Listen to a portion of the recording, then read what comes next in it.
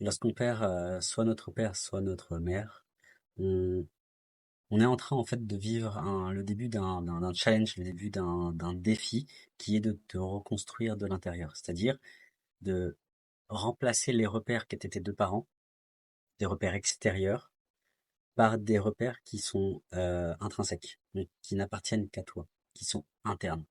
Et c'est ça déjà le premier défi que je vois pour toi, c'est que derrière la notion de repères, je vais un peu plus creuser pour ton système, Sandrine. Alors, avant toute chose, prends le temps. Faire le deuil de la mort d'un de ses deux parents ou de ses deux parents, c'est pas quelque chose d'anodin. Et déjà, pour commencer avec ce sujet-là, je sens de l'émotionnel qui n'a pas été totalement vécu.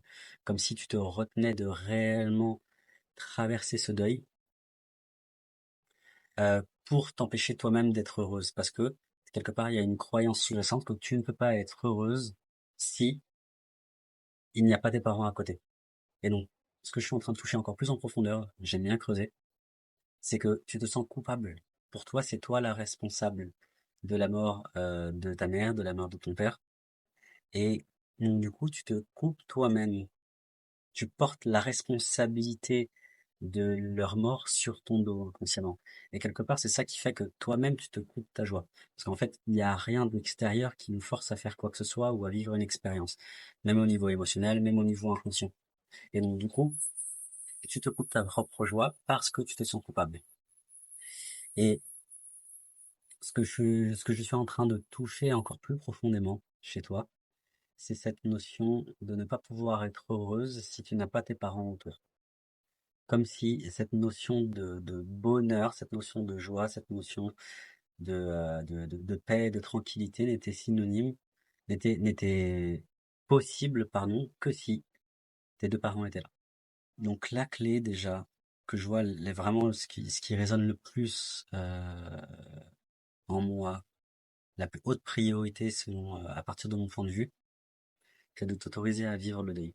C'est de t'autoriser à clairement vivre le deuil, ça veut dire te rendre compte réellement que euh, tes parents ne sont plus là. Et c'est comme s'il y avait en toi quelque chose qui refusait à à cette éventualité, comme une sorte d'enfant, une part infantile, j'ai envie de dire, une zone de toi qui est encore au stade enfant, pardon, qui se refusait à vivre ce scénario-là et à voir que ce scénario-là est vrai.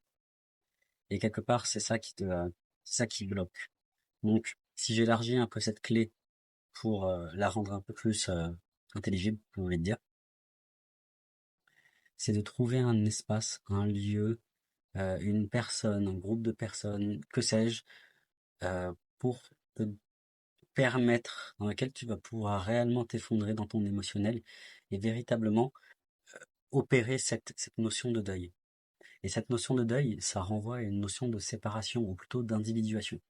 Parce qu'il y a une sorte de fusion, et au niveau énergétique, je perçois ça dans ta structure comme une sorte de cordon ombilical, de tuyaux, de tubes qui étaient encore branchés sur ta mère, notamment, et surtout.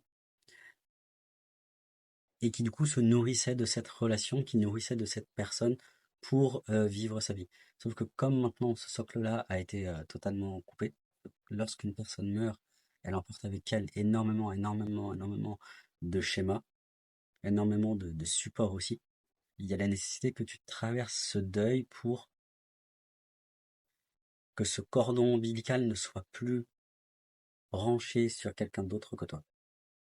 Donc, en somme, trouve un espace où tu vas pouvoir t'exprimer, que ce soit la colère, que ce soit la tristesse, que ce soit la négation, le déni, et toutes les étapes du deuil. Donc je te souhaite plein de courage pour ce processus, et je tiens à dire que pour toi et pour les autres personnes qui m'écoutaient, si vous avez besoin d'aller plus en profondeur sur un sujet, allez voir sur mon site internet.